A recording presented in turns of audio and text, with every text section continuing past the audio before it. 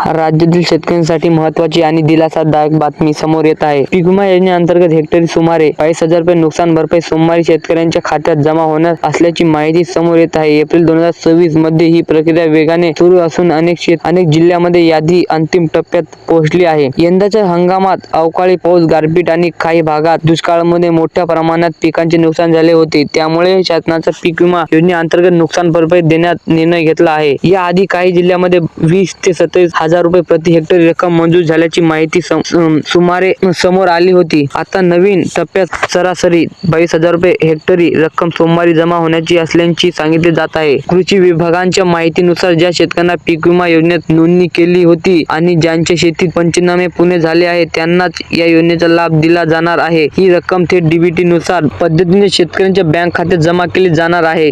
त्यामुळे कोणत्याही मध्यस्थानी गरज पडत नाही.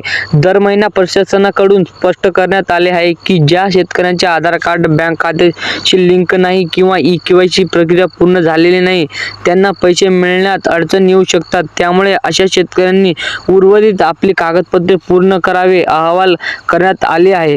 राज्यातील विविध जिल्ह्यांमध्ये वाटप प्रक्रिया टप्प्याटप्प्याने राबवली जाणार आहे. काही जिल्ह्यांमध्ये सोमवारी सकाळपासूनच रक्कम जमा होण्यास सुरुवात होईल तर काही ठिकाणी तांत्रिक कारणामुळे थोडा विलंब होऊ शकतो. मात्र सर्व पात्र शेतकऱ्यांच्या खात्यात ही रक्कम लवकरच जमा होईल असा विश्वास अधिकाऱ्यांनी व्यक्त केला आहे.